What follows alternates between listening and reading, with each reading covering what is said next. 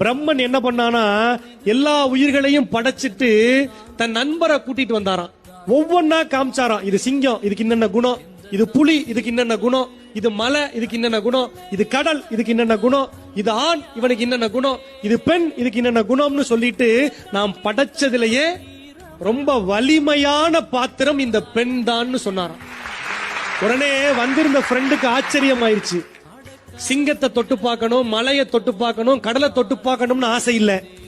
வலிமையான பாத்திரம்னு பெண்ணை தானே சொன்னாரு.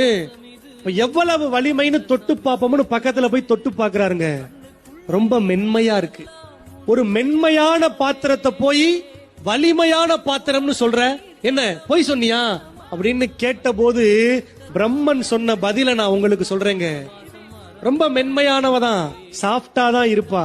ஆனா தன் கணவனுக்கு ஒரு பிரச்சனைன்னு வைங்க, தன் வீட்டுல இருக்கிற யாரோ ஒருத்தருக்கு உடல்நிலை சரியில்லைன்னு வைங்க, விழுந்த மறு நொடி நைட்டி போட்டிருக்கமா, சேலை கட்டி இருக்கமா, சால் எடுத்தோமா, கொண்ட போட்டிருக்கமா, சடை பண்ணி இருக்கமான்னு எந்த உணர்வும் இல்லாம அந்த உயிரை காப்பாற்ற வேண்டும்னு சொல்லி ஆஸ்பத்திரிக்கு தூக்கிட்டு ஓடுறது வீட்டுல இருக்கிற பெண்ணா தானங்க இருக்கா. மென்மையான பாத்திரம் தான். ஆனா அந்த மென்மையான பாத்திரமான பெண் தாங்க ஆண்களை தாங்குறா, வீட்டில் இருக்கிற பிள்ளைகளை தாங்குறா.